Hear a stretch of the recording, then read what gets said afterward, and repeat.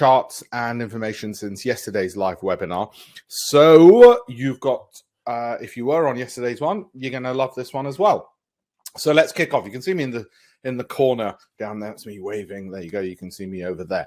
So these are some of the things we're going to look at. Now, why have I got a picture of my wife and son? Well, other than the fact that they're beautiful, is because I'm answerable to them.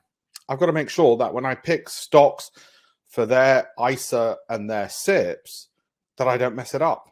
And that's probably the best way of me addressing this webinar to you. I'm going to share with you my thought processes that I have for them, including all the data I look at. And these are some of the questions I'm going to answer. Well, which companies? Where are the opportunities? How much is there to gain? When should we get in? Should we still be waiting? What are the risks, of course? And how generally do you go about managing your pension yourself so you don't have to spend hours and hours? Now, I try and minimize it to 1 hour a year to pick the stocks and then monitor that portfolio a couple of minutes a week, okay? Of course, I spend a lot more time on the markets just because I love it. That's what I do, you know, as an asset manager, it's what I do. But I'm talking about just managing the pension. So I think with my son's one, it doesn't even take an hour in a year. It probably takes about 30 minutes. And that's it. So we're going to look at that process for you as well. Like I said, just let me know. You can all see and hear me. Put it into the chat box. Any questions you've got as we go along, ask me. And I can see Rob, Ash, Jeffrey. Let me know where you're from as well.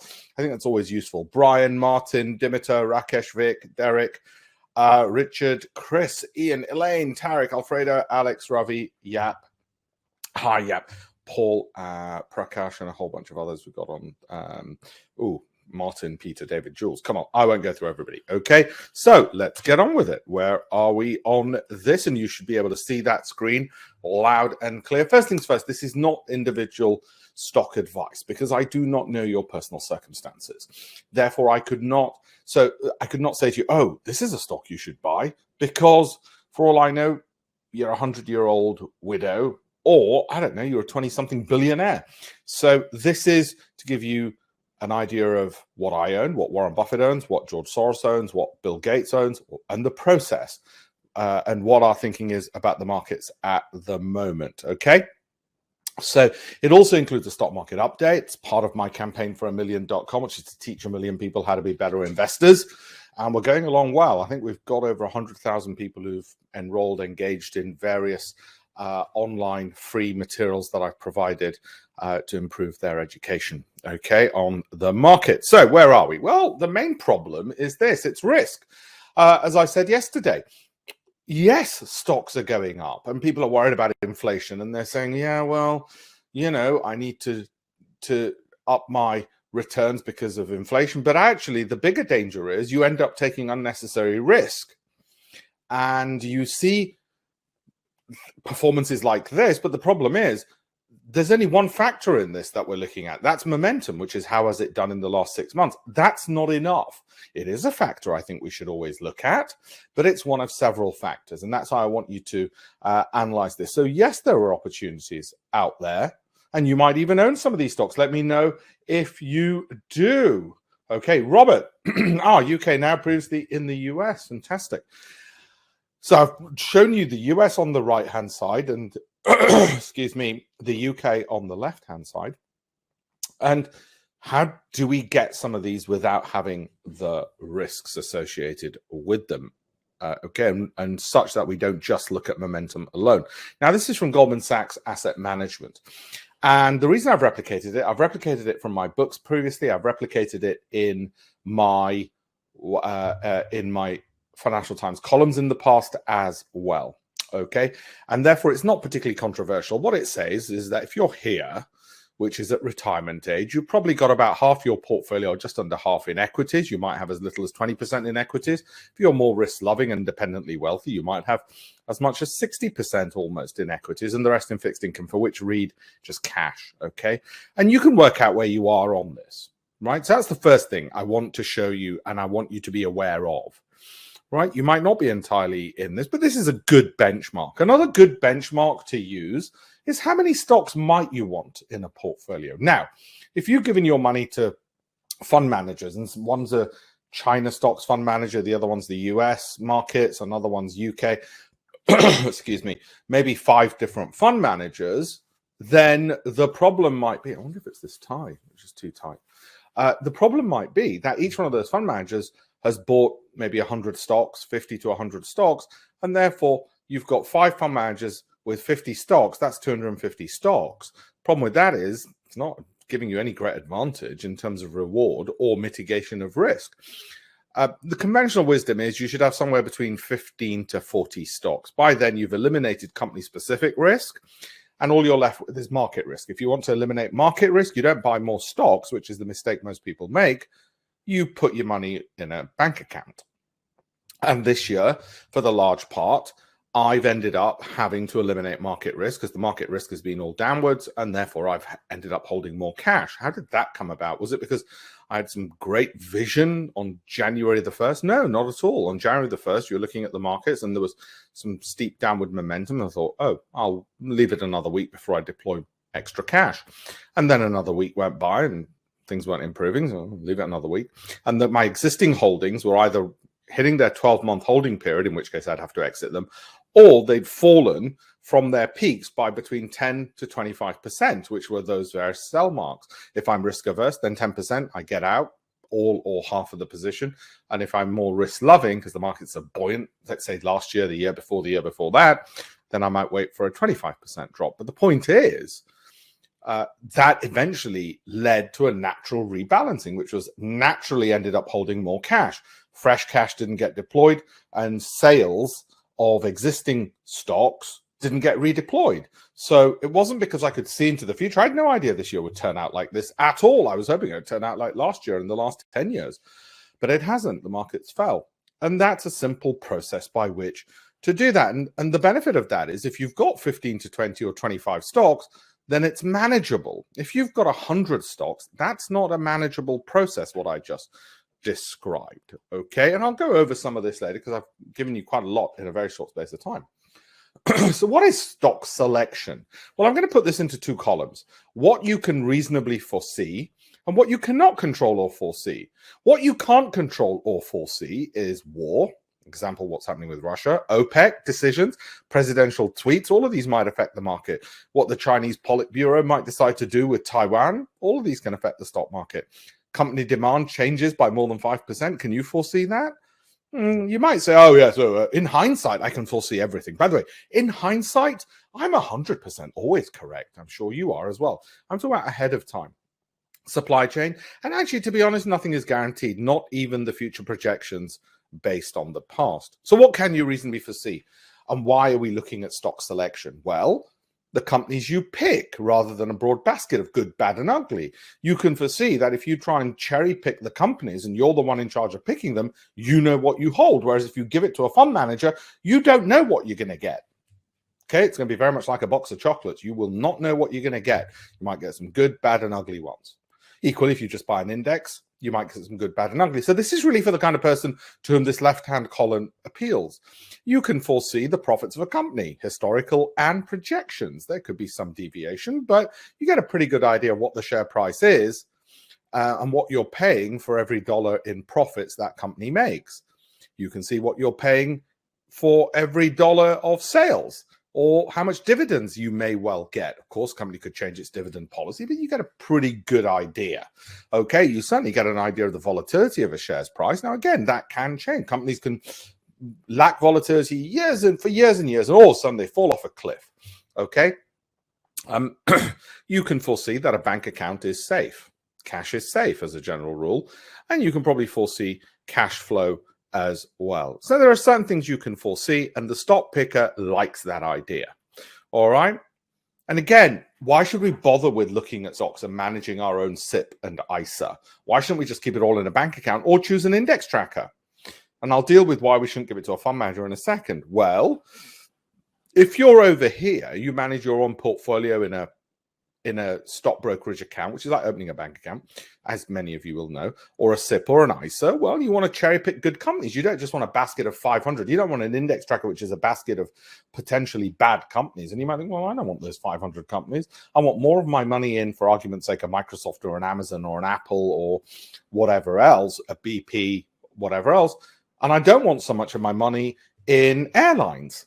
for instance. So that's your view. You want to probably spend, I think, an hour a year selecting the stocks. So you need an efficient process, which is what I'll teach you in this webinar, because you don't want to be spending all your time looking at the markets, unless you're me and a total geek, and I'm assuming you're not. And probably 5 minutes a week, just keeping an eye on the portfolio as it stands. You want to have control in the sense that you want to be able to hold cash if the markets fall sharply, as they have this year. Now, you've not had to worry about that for the last 10 years. And you want to be in a position to be able to protect your own pension and not just have to rely on some fund manager or an index tracker, which might fall for a very long period of time. But you might choose an index tracker if you're happy to pick poor performing companies in a basket of stocks, or you want to spend no time at all. You just say, I'm going to have an index tracker. That's all I want. Don't want to spend any more time. And you don't mind being locked into zero or negative returns because you either think you can't do any better, or you just don't mind. You just say, I've got a very long-term view. In the end, it'll all work out fine, right? And when I say zero or negative returns, that's the Dow. And various periods where, for prolonged periods, it can fall. We're not used to this. We're used to being spoiled over the last decade, where it just keeps going up. And by the way, you'll notice that I've only gone as far as 1974. That's just up to 1974. Then after that, there have been periods where it's gone sideways and done nothing as well. Now, in this webinar, one of the things I'm going to do, everybody, is I'm also going to share with you the research out of Nobel Prize-winning economists, Eugene Framer, Daniel Kahneman, and Richard Thaler, all three individuals that I used to write about in my Financial Times columns and in my books. And I'm going to convert that into practical stocks that I like, stocks which fit what they've said. Okay. And one of the other reasons I don't happen to like fund managers is this: 39% of all new money committed to funds went to 10% of the funds with the best performance in the prior year. Despite evidence, this is a sure way to poor performance. Somebody got a Nobel Prize for working that out. Okay, not just that, but a lot of research and detail that goes within it. So we want to look at some of that Nobel Prize winning research because, well, guess what? If I can, within the course of this webinar, give you little snippets of it, you don't need a PhD, you don't need to have gone to Oxford University, but you'll be able to use that information to improve your portfolio. Wouldn't that be a good thing? And that's what we're going to look at.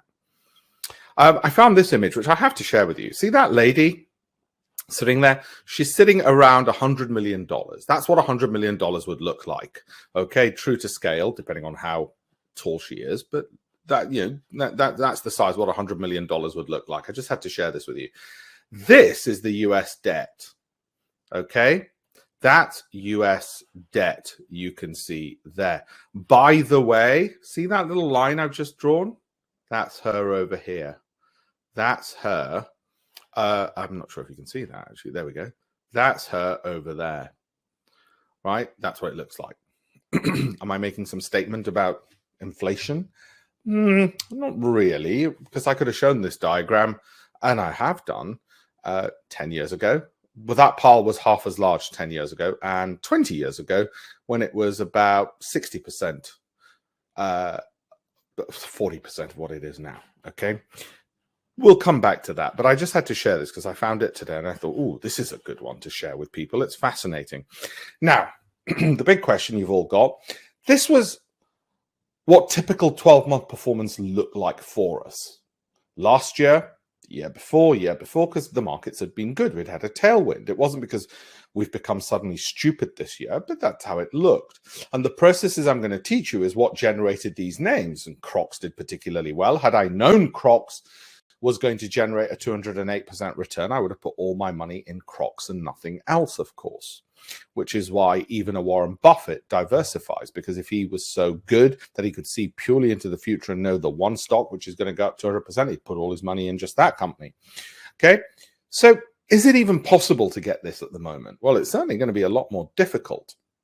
And it might even entail, as it has done, I think, for the first half of this year, holding cash and just waiting and waiting, a bit like a cricketer, just waiting at the crease and then having a slower start to getting his century. And 54% was a particularly good 12 months. It was from November 2020 to 2021. I think the October performance was about 45% if you looked at 12 months to October. So each month we look at our approved filtered list of stocks and we say, if we bought all of those and held them for 12 months, this is the return. And that's what we do. Now, Can we do that again? Can we keep applying that process now and in 12 months from now have another 54% return?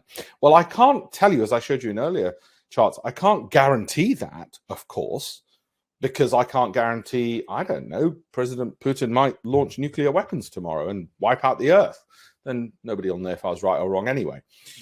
But one thing I can do is still use the same process, because we know the process based on the valuation of a company, revenue growth, all those things that we can control, tends to, according to the Nobel Prize-winning research and research from academics, tends to be correlated to share price performance. We know growing profits tend to be better than companies which aren't growing profits as a general rule. Good valuation, and those share price is low compared to the profits a company earns, or cash flow or sales, tend to be correlated to better share price performance. So let's focus on those things. Not everything. If you want to gamble and throw the dice at some loss-making company on the brink of bankruptcy, it may well go up 200% tomorrow morning if there's a takeover bid from a wealthy Saudi businessman, for instance. But I'm talking about, let's stick to high probabilities. Okay, so what is that process? Now, before I turn to that process and share some of the names, the outputs of that process, I'm going to teach you how to fish, and then I'm going to give you some fish.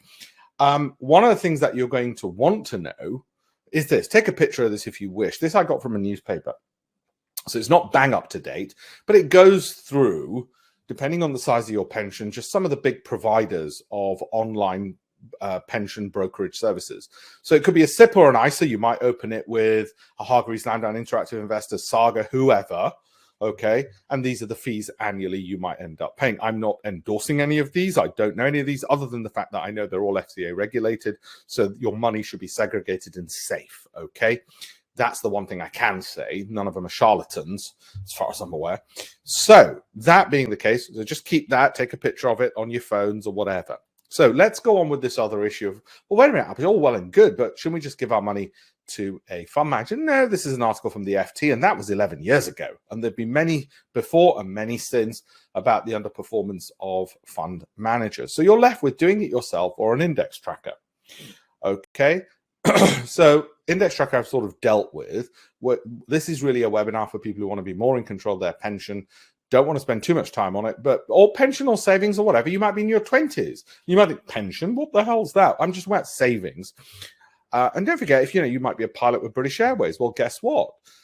Your money from your salary goes into a pension pot, which goes to fund managers who invest it in the stock market.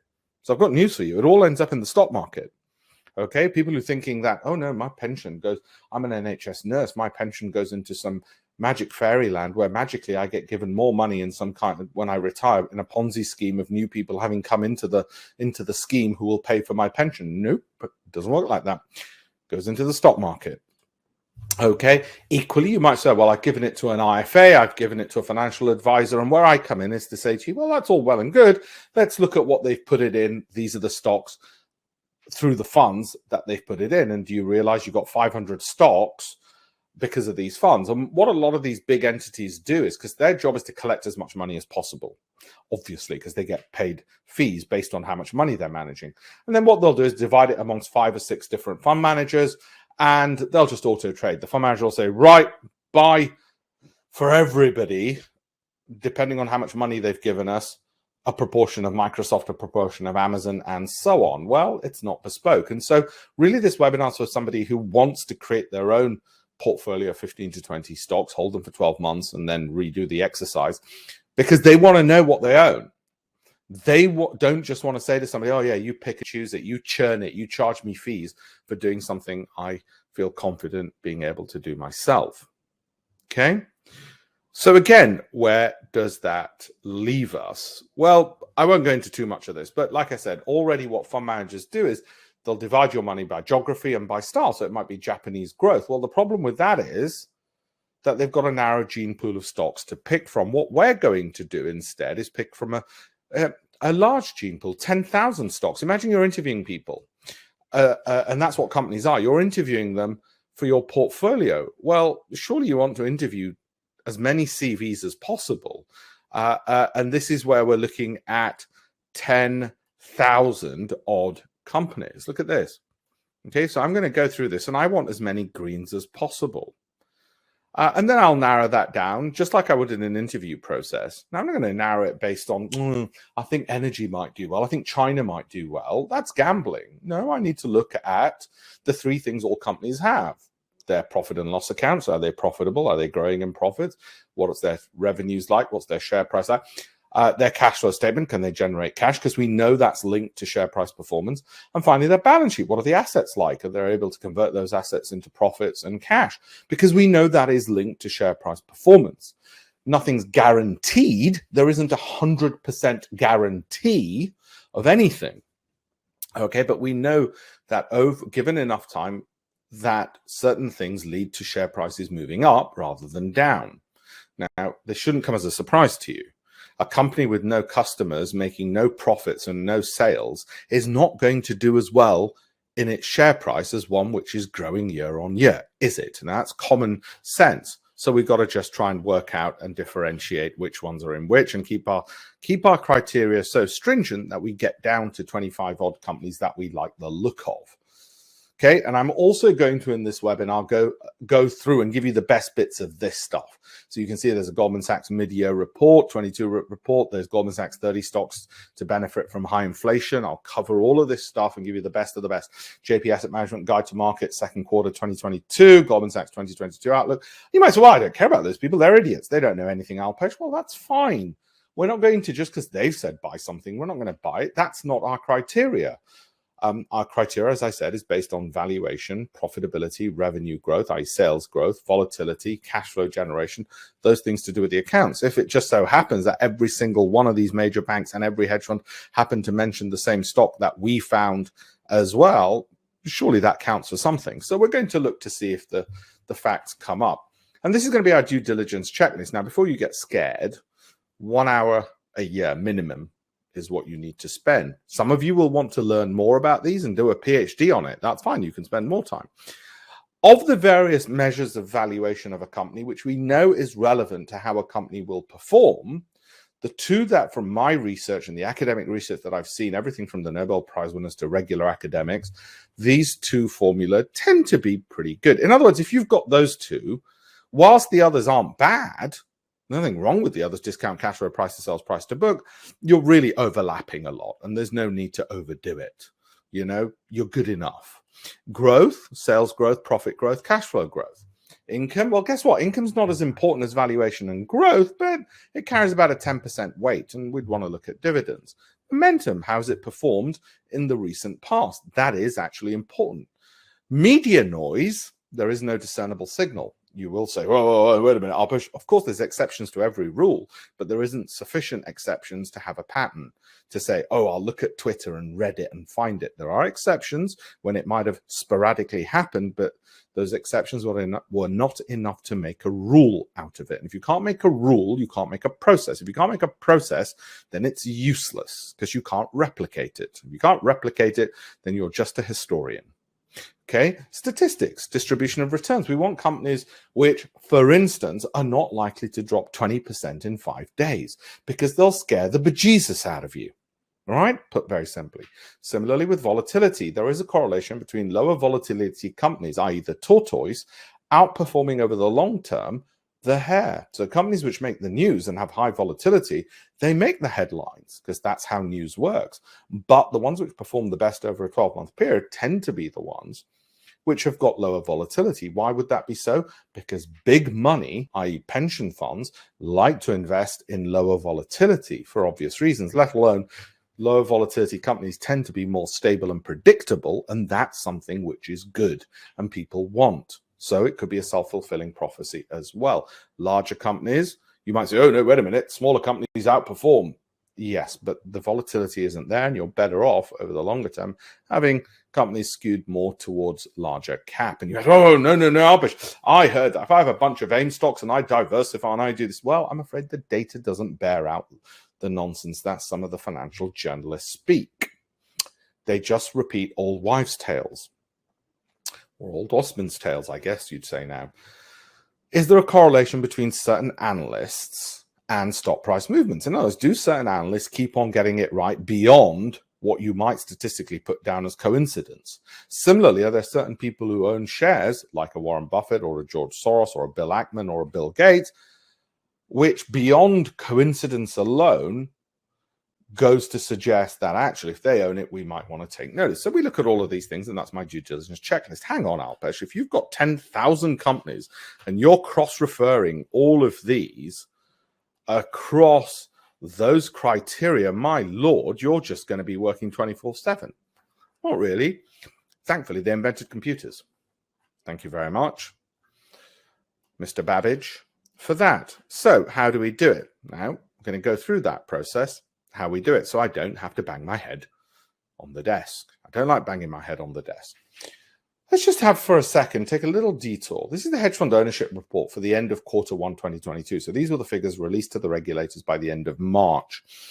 On the left, you see the most popular stocks. Feel free to take a picture.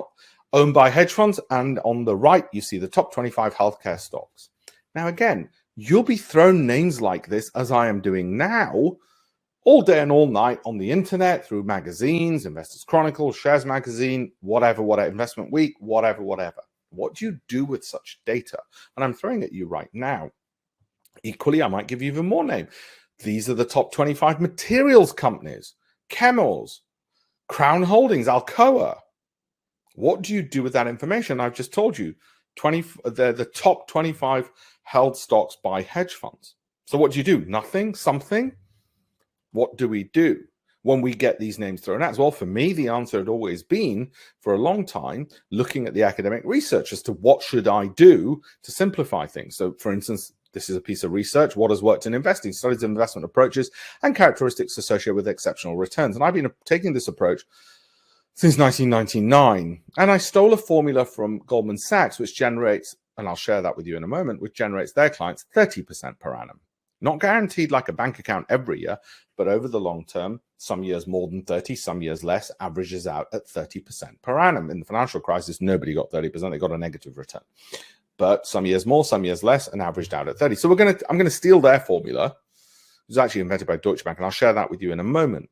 And that's the process I'm going to use to try and get my returns. I'll be some good years like last year where you can get a 54% return. This year's not. I'd be pretty shocked if I end up getting a 54% return this year.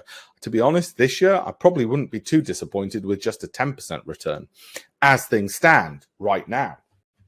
Okay, so where are we on the, although with some of the energy stocks that may well be more than 10%, but we'll see. The year's not out yet. This is the S&P. Okay, this is the S&P, and I'm going to zoom in. And it goes to the S&P over the last 5 years. Let's just zoom into this. It has dropped 22% from peak to trough. It took 6 months in which to do it. So it pretty much peaked on the 1st of January of this year. And as of today, coming to the end of June, it is down 22.5%. Or thereabouts. It's actually a little bit less than that. Okay. Now, if it goes back and does a V-shaped recovery, and I'm not saying it will, I doubt it will revert back to that angle of inclination. It would give you a 25% return by pretty much the end of the year. 25%. Now, if you do a triple leverage exchange traded product, they exist, then you'd get you get 3 times that. You get 75% return by the end of the year. I don't think that's going to happen, and leverage is risky. Risk warning, don't do it. Okay. Well, why not double leverage up? Well, if it's not going to go up, so what do I think is actually going to happen, and how do I have to deal with things? Well, have we reached the bottom? I'll still have to wait and see. I'll wait another week, then see. And in a week, I might say, it's still foggy. Okay, but where are we? Well, we're in a better position in some ways than we were when the market had peaked, because obviously it's let off a lot of steam. So there's a lot more opportunities out there. What are those opportunities? Well, before I go into the specific stocks that I've bought, let me first of all take you through some of the more popular ones you've asked me to examine. This is Apple. Every time you see a B or a H, that means an investment bank has given it a buy or a hold for H, or even a sell recommendation. So let's zoom into Apple. Apple from its peak has dropped 25%. Were it to have a V-shaped recovery, then by the end of the year, you'd get a 32% return. Will it do that? I don't think it'll do that by the end of the year. What if it took 2 years? Well, I wouldn't mind a 32% return in a relatively safe company like Apple over 2 years. That's not too bad. Certainly beats inflation, doesn't it? Has it hit the bottom? I'm not quite sure. I do want to get back into Apple, but I'm not going to do it today. I might have to wait another week. Might end up waiting, as has transpired this year, even longer, but we'll see. And I'll make a analysis then. But my cash is still in my bank account for now. What about Microsoft then? Similar kind of analysis. It has dropped 30% from its peak. And were it to make a roughly V-shaped recovery, you'd get 35% return in about a year. Even if it took 2 years, I wouldn't mind. Certainly beats inflation. It's a big, sizable company. So do I buy now? Well, this is how you answer that question. If you're risk-loving, given it's a Microsoft, I wouldn't have a problem with you buying it now, all other things being equal, because I don't know your personal circumstances. Okay, but if you were like me, if you're risk-averse, you might say, well, I'm going to wait another week. Well, what do you determine that on? For me, what I determine it on is something that I've shown you over here. But you don't have to do all of this analysis. I tend to just, you can just look at my Telegram channel, which is free, and I'll tell you. That's still falling somewhat, the momentum, and you can see the momentum on the stochastic there. Stochastic down here. Now, what I've drawn is the weekly and the monthlies. So that's the MACD, weekly and monthlies. They're momentum indicators. They just, think of it like missiles. That's falling down, down, down still. So we want to wait. We really want it to have bottomed and bounce up, a bit like a bouncy ball, right? Like here. Then you're more likely, when that happens, to have a bit more of a rally. It's not guaranteed by any means. It's not something you need to worry about. Normally, I'd expect you to even look at. But at the moment, given that I'm holding a lot of cash, I'm still waiting to see if that still falls a bit further. Okay, and that's what I'm doing. Similarly with Microsoft, I'm waiting. With Amazon, which again has dropped 44% since, I certainly hope you're not watching this on a cell phone, 44% from its peak in the last 7 months, and were it to do a V-shaped recovery, go back to where it started, then in the next year, you'd get a 65% return. If you did 2 times leveraged exchange traded product, which I've held in the past in Amazon and Microsoft and Apple, because they're big companies and relatively safe, then I'd get 130% return in a year. If that took 2 years, 130% I can live with. If it took 5 years, 130% return in 5 years I can live with as well. But the real question is, do you want to wait a week or not, Alpesh? At the moment, I'm still waiting. I'll wait another week.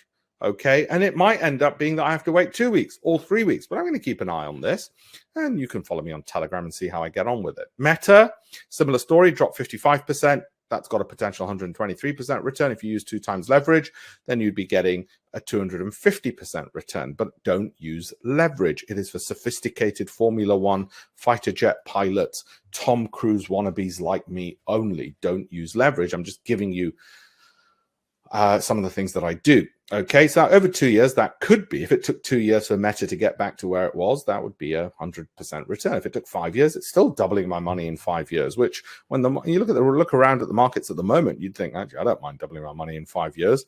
Okay, probably more than what my house will do. Right? Costco is another company I like. At some point, I will get in. It is sitting at a support. Is this the right moment?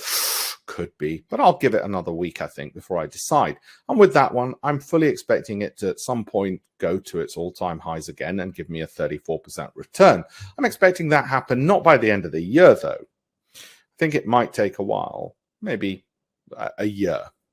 But today's not the day I'm buying it. Similarly with PayPal, I never expected this to fall as much as it did. What do you do when a company you think is fundamentally sound falls 77%?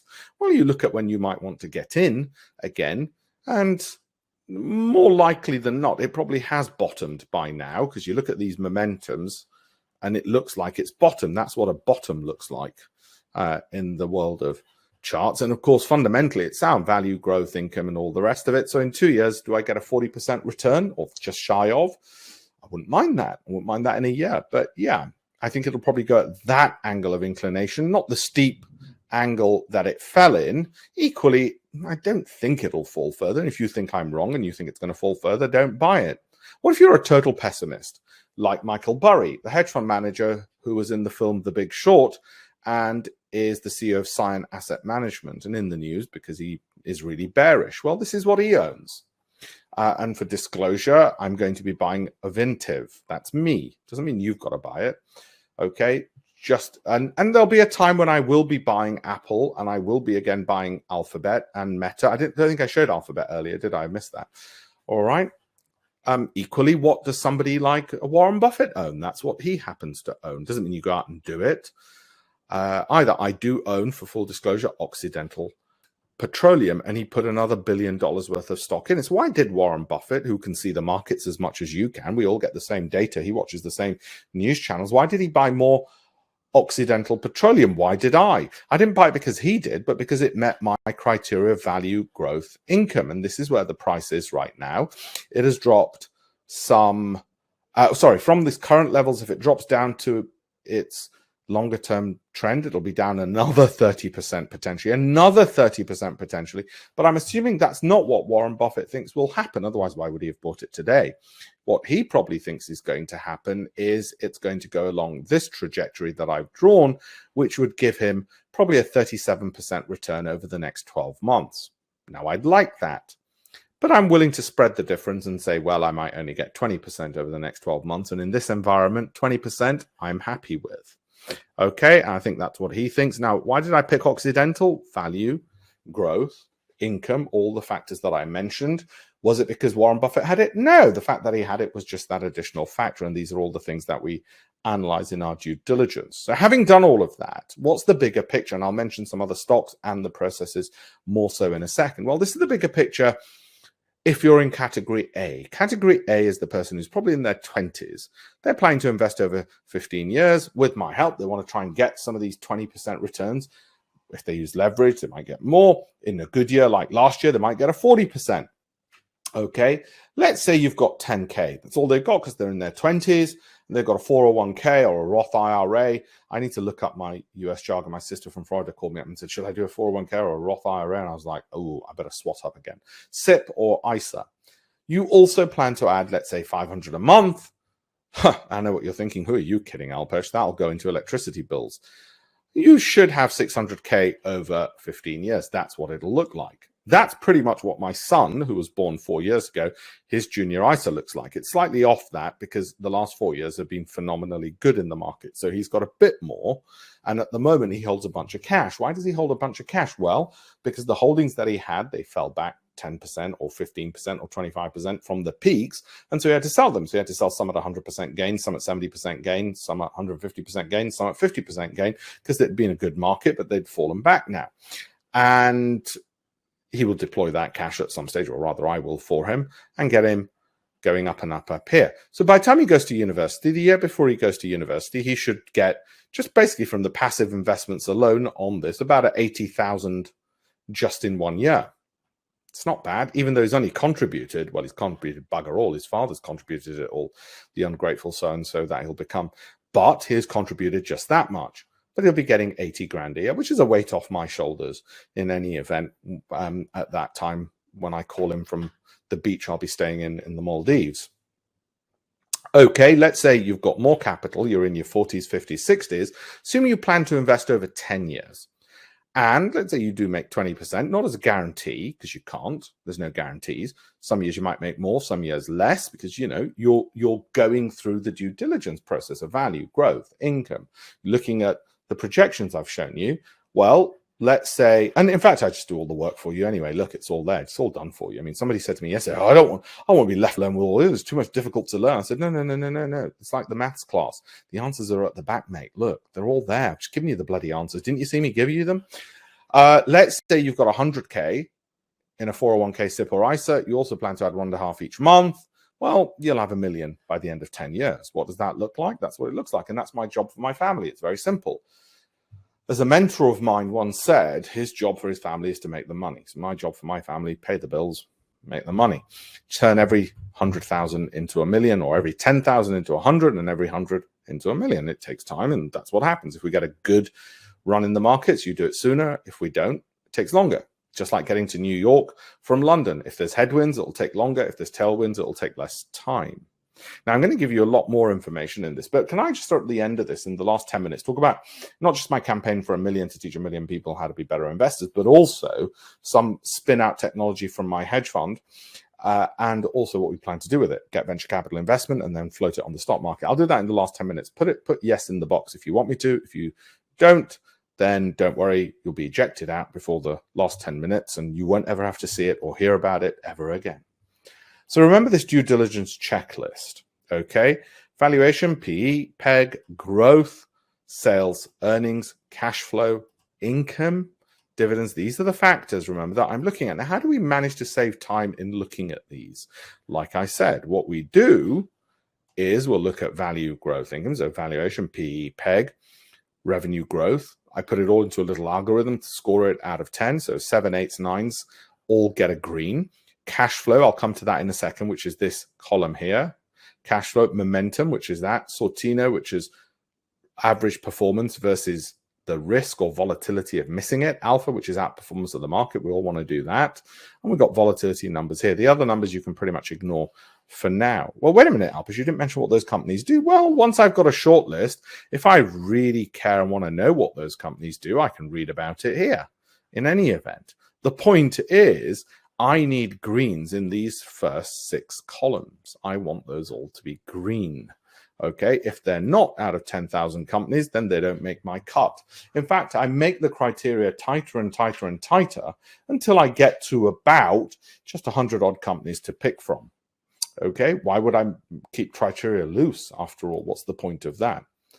So, as Michael Bloomberg, the billionaire, once said to us when I used to have a TV show at Bloomberg for 3 years, and Tuesday nights, Wednesday nights, I'd do the show. I'd actually go on air anytime I wanted on those days when I was in the studios and talk about whatever I wanted to. As he once said, don't mess it up. And that's what it is. That's what my family's saying to me. Just don't mess it up. So what are the criteria that I use? Well, one of the secret sauce criteria that I use in selecting stocks, as I've said, value, growth, income, cash flow. What's the cash flow one? Well, this is the formula invented by Deutsche Bank. Don't worry, it looks ugly and complicated. You don't need to know it. I'm just giving you more information than you need because I think knowledge is divine. Cash flow over capital invested. It's called cash return on capital invested. And what Deutsche Bank and then Goldman Sachs Asset Management, and by the way, it's from Goldman Sachs Quantum Database, the Goldman Sachs Global Investment Research, and it's their wealth management business. And I stole the slide because they were presenting to me as a hedge fund manager. They wanted my business, so they present this and said, look, we can manage it for you. And I thought, thanks very much, I'll do it myself, and took it off them. So forgive me, Goldman's, if you're watching it. But Deutsche Bank, as I said, invented this. And what they discovered is that companies in the top quartile, the top 25% by Croakey, generated 30% per annum. 30%. Not every year. It's not a bank account. For instance, in the financial crisis, nobody did. They dropped about 40%. They had a 40% loss in 1 year. Yeah. But on average, those stocks, it's not the same stock. You don't have the same stock in 1999 all the way to 2010. It means every year, every 12 months, you pick the top quartile by Croakey, top quartile. That's why I say I hold for 12 months and then I redo the exercise. And on average, you got that. So if you pick the top quartile in 2007, despite using the same exercise, you had a 40% loss. But it's okay because you made it up as the year. It took you 2 years to make it up. Okay, I'm sorry. For those of you thinking that I can pick stocks which always go up every single year no matter what, you're wrong. Neither I, nor Goldman Sachs, nor the billionaires who are their clients, nor Deutsche Bank, nor anybody else can do that, which go up every single year. Sorry, nobody in human history has done that. However, what we know is that as a process, it's one that we want to adopt and incorporate into our own. So that's why it's one of the many things which is in there. Okay?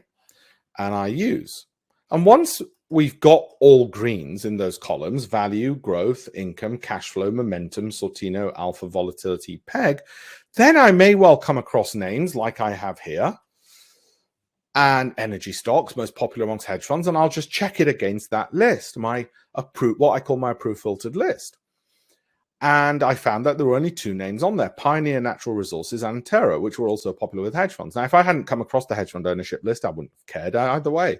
So what then happens? Well, what then happens is I might look at that and say, oh, look, Pioneer Natural Resources is on my approved filtered list. And I'll say to my wife and son, I might buy you some of this because look, if it continues on that upward trend, then in the next 6 months, we might get a 33% return. There's no guarantees. There's no guarantees on that. And that's the diagram. And they might say to me, okay, my son might say, okay, daddy, but I think stock market going to go down, in which case I probably won't do it. He is 4 after all, although he just sounded like a banking analyst then.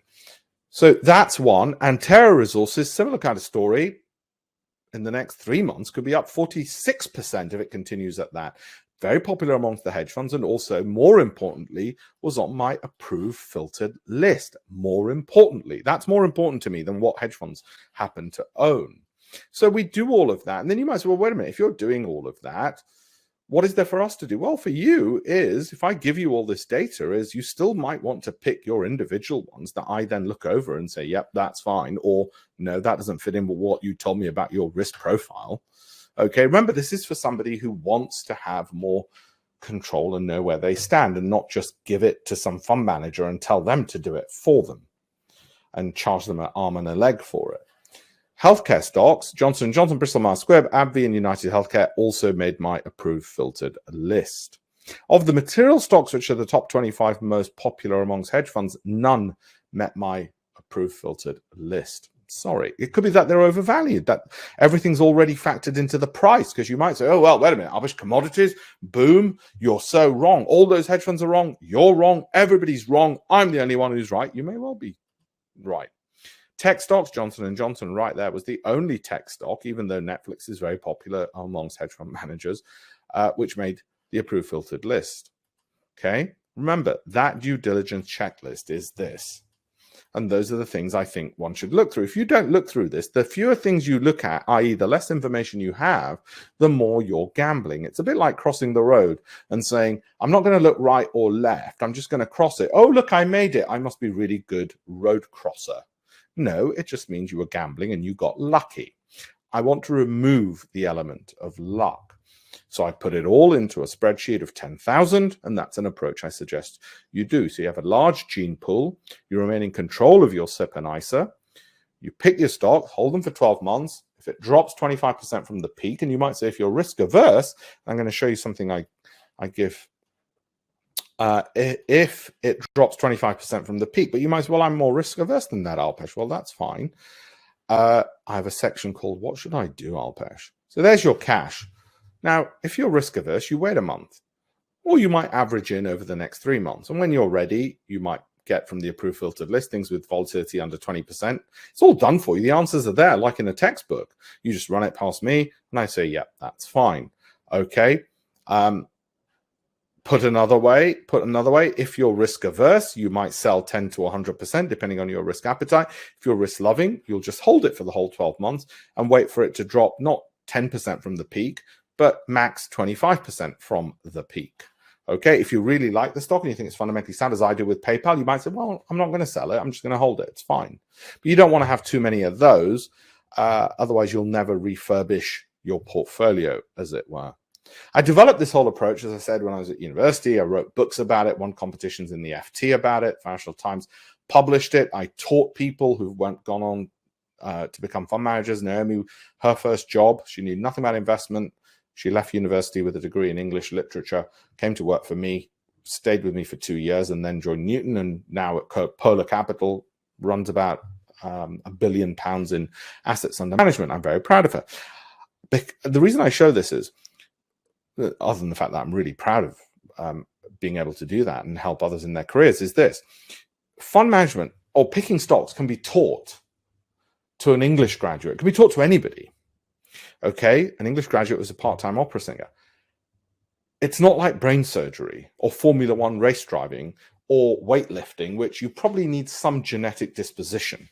Okay, so we used to get a lot of people asking me, obviously, as you can imagine, you're in the FT, you're on Bloomberg TV, you're on BBC, you're on CNN, all the rest of it. You're getting a lot of people saying, can you just do this for me, including family? And I said, no, I haven't got time to manage your capital.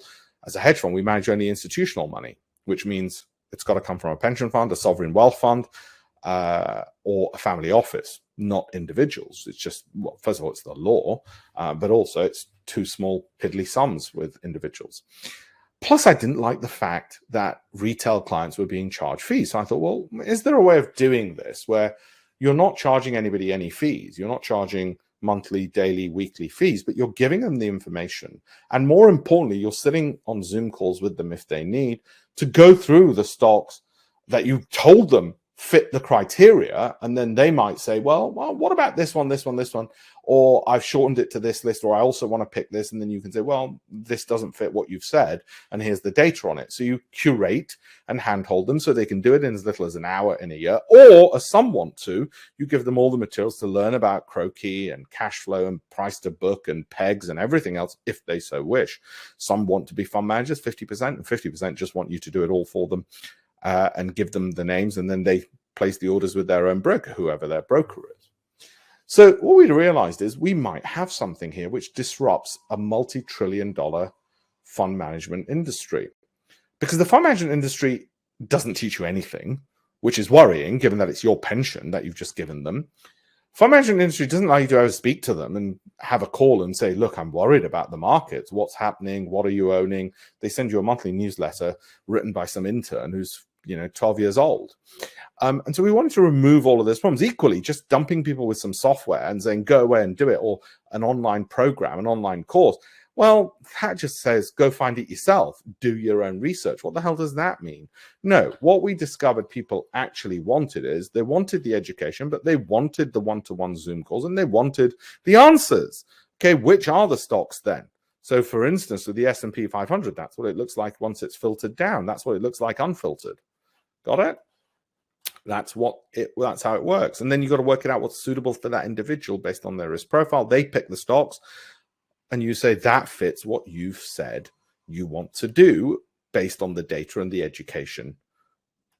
That was the answer. And it's the same approach I use when I'm on TV. If you see me, it's the same approach when I'm talking about stocks.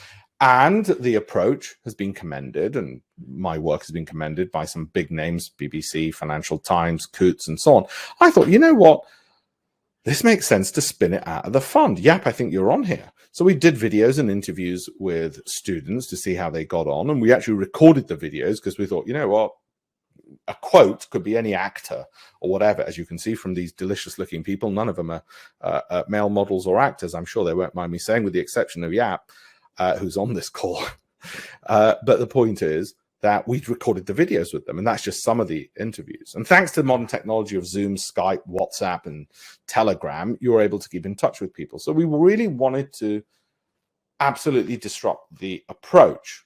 If you like the approach, and then what I do at webinars, and what my plan is to get venture capital investment into this and float the company in years to come. We think it's $1 billion business in the making, but it'll be when it floats on the market. It won't be from you guys paying me $1 billion, obviously.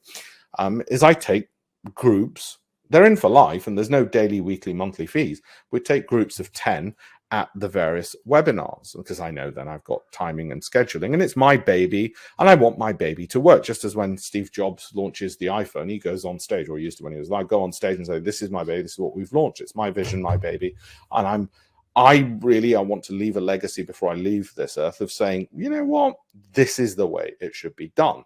So people can spend as little as an hour, but be on top of it and understand what they're doing, or spend hours and hours going through the materials, as well as the data. And we provide different pieces of software. Part of my job is to source free software for people if they want to learn more, as well as giving them the databases and which stocks I like and what I've picked and the analysis I've given here, and have one-to-one calls with them. And actually, in fact, dinners. I've got a dinner coming up in 10 days, I think it is, as well, and looking over their shoulder. So they've got both. Some people only do one call a year. Believe it or not, some people will only do one call a year. They get it, they do the call, that's it, job done. They buy the car with the profits and whatever. Others, they do more. They just like to be a whole part of it. And I'd say it's 50-50 how that's broken up. So they get all this data and information and education. Some don't want any of that. They just want the answers. They want the 1 hour call. It's all done for them. And then they say, I'll speak to you again in 12 months, Alpesh.